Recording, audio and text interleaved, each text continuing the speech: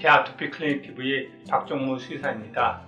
오늘은 요새 개 아토피로 고생하고 있는 반려견들이 많이 맞고 있는 사이토 포인트에 대해서 말씀을 드려보겠습니다.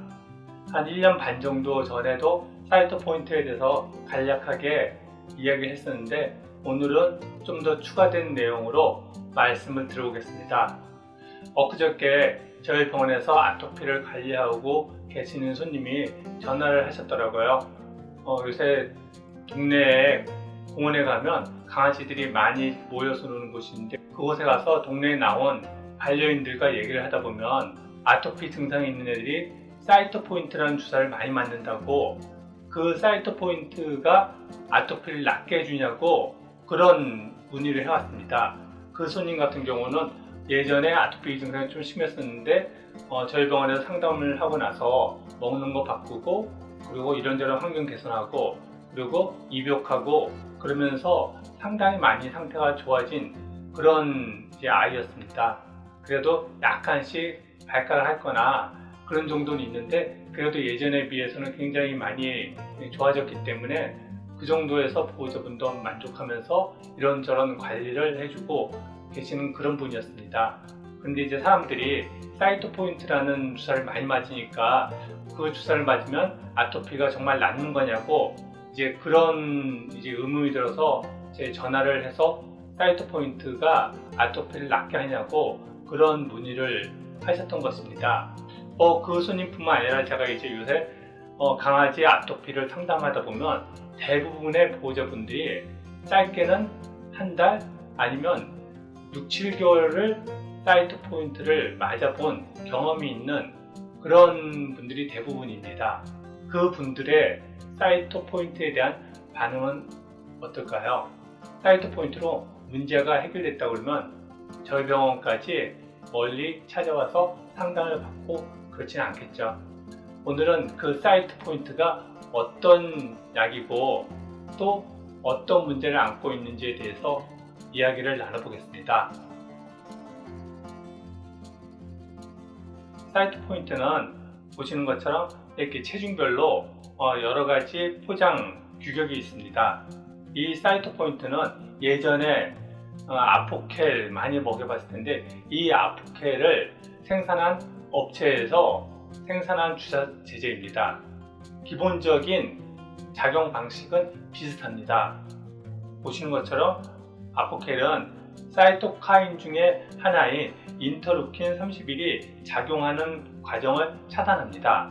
그리고 사이토 포인트 또한 인터루킨 31이 작용하는 과정 중에 하나를 차단함으로 인해서 강아지가 가려운 그런 증상을 억제해 줍니다. 그러면 이렇게 이 과정만 차단해주면 문제가 해결되는 것일까요? 문제는 그렇지 않다는 것입니다. 사이토 포인트가 작용하는 이 인터루킨이라는 것은 강아지에게 가려움증이나 피부 염증과 같은 아토피 증상을 야기합니다. 그것 때문에 강아지도 많이 가려하고, 또 보호자분도 안쓰러우니까 어떻게든지 그걸 갖다 억제하려고 과거에는 스테로이드를 많이 썼었는데, 그거는 다양한 부작용 때문에 최근에는 거의 사용하지 않고, 그걸 대체하기 위해서 나온 아포켈이나 사이토 포인트 이런 주사를 많이 사용하고 있는데, 이런 강아지에게 가려움증을 야기하는 이 사이토카인, 요거가 불편하기는 하지만 보시는 것처럼 사이토카인은 면역세포가 분비하는 단백질의 총칭으로 세포 간의 어떤 의사소통을 원활하게 하는 세포 간의 언어와도 같은 면역체계 신호 전달 물질입니다. 그래서 이것이 하는 역할은 뭐냐면, 몸에 안 좋은 어떤 독소나 바이러스, 세균 그런 것들이 들어왔을 때 그런 것들을 몸에서 적절하게 처리할 수 있도록 신호를 보냄으로써 면역, 감염병, 암세포 억제, 조혈기능, 조직회복, 세포 발달, 성장 등과 관련돼서 중요한 역할을 합니다. 그리고 아토피에 있어서는 인터루킨 31이 주된 문제가 되기 때문에 아포켈도 그렇고 사이토카인도 그렇고 이 인터루킨 31을 차단하는데 주력을 하고 있는데, 사이토카인이 인터루킨 31만 있는 것이 아니라 보시는 것처럼 매우 다양한 인터루킨들이 있습니다. 이렇게 다양한 인터루킨들이 있다 보니까 아포켈과 사이토포인트로 그 인터루킨 31의 작용을 억제를 해도 시간이 지나면 몸에서는 다른 대체 경로를 통해서 다른 사이토카인들이 작용하면서 가려움증이 다시 발생하는 것입니다. 그리고 사이토포인트에 대해서 얘기할 때 과거의 프레드니솔론보다 가장 장점으로 이야기하는 것이 부작용이 없다는 것입니다.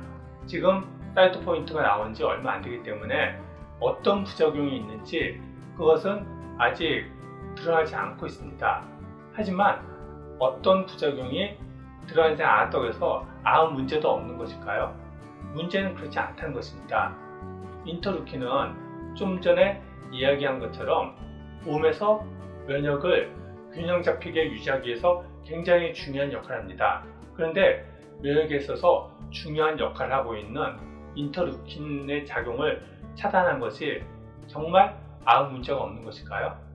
사이토포인트 31이 억제하는 인터루킨 31의 몸에서의 기능은 어떤 것이 있을까요? 그것과 관련해서 제가 논문을 하나 찾아봤습니다. 보시면 인터루킨 31가 그 인터루킨 31 리셉터의 구조와 생물학적 기능이라는 이런 논문이 있는데, 이 논문에는 쭉 보시면 초록이랑 그리고 그 발견하는 과정들, 그 특성들, 그런 것들이 쭉 나와 있습니다. 그리고 인터루킨 31의 생물학적 기능 항목이 있는데, 이 부분을 살펴보면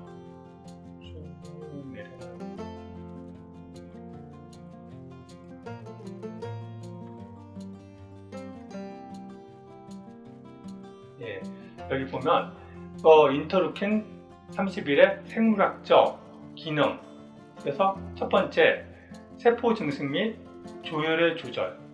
여기에서 세포 증식의 내용을 살펴보면 세포 증식에 대한 인터루킨 31의 효과는 세포 유형, 세포 밀도, 그리고 사이토카인의 농도 그런 거에 따라 달라지긴 하는데, 인터루킨 31은 BAF3 세포의 증식을 자극하는 것으로 확인되었고, 또 최근에는 P24 KIP1을 상향 조절하고, 또 사이클론 B1 CDKU MC4 그리고 3주차를 하향 조절함으로써 폐 상피세포의 증식을 억제하는데 매우 중요한 역할을 한다고 나와 있습니다. 그래서 결론은 뭐냐면 인터루킨 31 및 인터루킨 31 수용체는 조혈구 세포의 향상성의 조절에 긍정적인 그 역할을 한다고 그렇게 되어 있습니다. 그리고 두 번째로는 사이토카인 및 케모카인을 유도하는 기능으로서 인간 인터루킨 31로 여러 케모카인 유전자들이 유도된다고 되어 있고, 또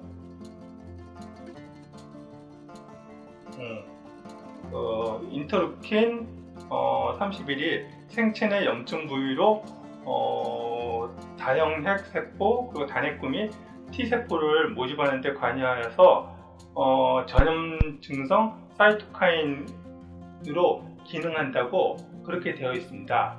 그리고 세 번째는 염증 및 면역 반응을 조절하는데, 보면 T세포 자체를 통해 면역 반응을 조절하는 인터루킨 30의 잠재 기능이 있고, 그리고 인터루킨 31 LAT 세포, 그리고 인터루킨 4, 인터루킨 5, 그리고 인터루킨 13을 생성한다고 되어 있습니다.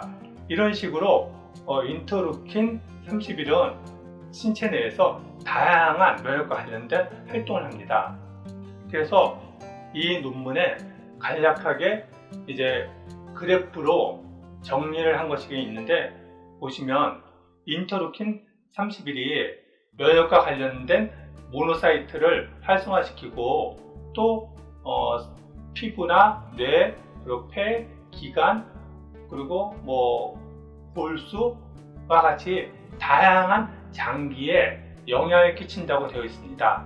그래서 보면 인터루킨 31은 사이토카인, 케모카인을 생산하고 그리고 면역을 조절하고 그리고 또 조혈세포 조절 그리고 세포 증식을 조절하는 그런 기능들이 있습니다. 그리고 이것이 과잉되어졌을 때 인터루킨 31이 과잉되어졌을 때 피부염이나 아니면 기관지 자극 그리고 장염증 질환 이런 것과 관련되어 있다고 그렇게 되어 있습니다.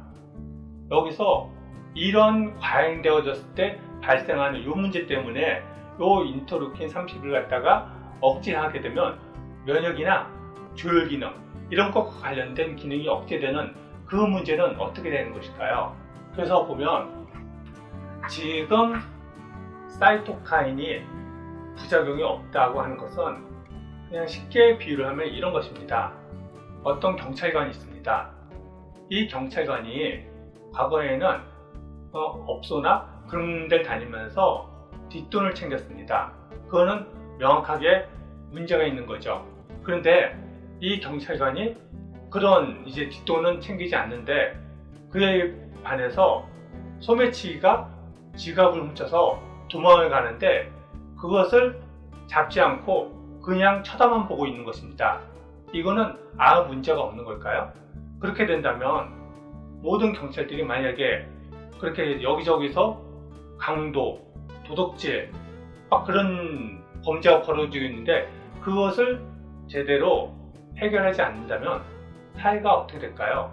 그거는 경찰관이 뒷돈을 받아 챙기는 그런 부정행위 못지않게 사회에 더 큰 혼란을 야기하게 됩니다. 인터루킨 30을 포함해서 사이토카인의 역할도 마찬가지입니다. 사이토카인은 몸에 해로울 수 있는 어떤 바이러스나 아니면 물질들을 제거하는 그러한 중요한 역할을 합니다. 근데 그것이 어떤 이유로 과잉되어져서 아토피와 같은 그런 문제가 생기는데 그것이 불편하다고 해서 사이토카인 자체의 기능을 억제하는 것 그것은 나중에 암을 비롯한 다양한 문제가 야기될 수 있다는 것입니다.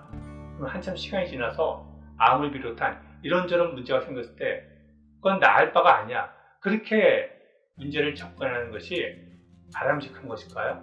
그렇지 않다는 것입니다. 현대의학은 몸에서 다양한 반응들, 특히 좀 불편을 야기하는 그런 반응들이 나면 어떻게든지 그 증상만을 억제하려고 합니다. 하지만 그런 증상은 나타날 만하니까 나타난 것입니다. 물론 좀 불편하긴 하지만 이럴 때 이 문제를 해결하는 것은 스테로이드나 사이토포인트 아니면 아포켈 그런 약으로 증상만을 억제할 것이 아니라 그런 문제를 야기하는 근원적인 문제를 해결해 주려고 노력해야 합니다. 제가 최근에 강아지 아토피로 상담을 하다 보면 많은 분들이 사이토포인트를 몇 차례 맞았다고 얘기합니다. 이거에 대한 반응은 강아지마다 다른데 가장 안 좋았던 경우는 그 이전에는 조금씩 가려워하는 그 정도였는데 사이토포인트를 맞으면 가려움증이 해소된다고 해서 맞았는데 주사를 맞고 나서 상태가 확 안 좋아진 그런 경우가 가장 최악이었고 그리고 보통은 한 40일 그 정도 가려움증이 억제되고 근데 처음에는 그런데 시간이 가면서 그게 점점 더 짧아집니다. 그리고 몇 달 맞다 보면 나중에는 맞아도 별 효과가 없다고 그런 반응을 보입니다. 사이토포인트 이거는 당장 가려울 때 좀 가려움증 억제하는 그런 긍정적인 효과는 있을지 모릅니다. 하지만 시간이 지나면 결국 문제는 원점으로 돌아가고 그리고 그동안 억제되어 있던 피부 반응이 올라옴으로 인해서 피부 상태는 더 안 좋아져 있는 그런 상태가 될 것입니다.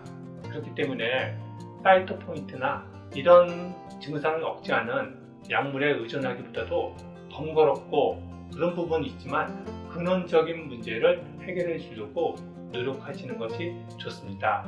그 근원적인 문제와 관련돼서는 저희 유튜브 채널에 기존에 올라왔던 영상들을 참고하시면 도움이 될 것입니다. 네, 오늘은 강아지 아토피에 최근 가장 많이 쓰이는 약 중에 하나인 사이토포인트에 대해서 말씀을 드렸습니다. 저희 개 아토피 클리닉 TV는 강아지 아토피와 관련된 다양한 정보를 드리려고 노력하고 있습니다. 도움이 되셨다면 구독과 추천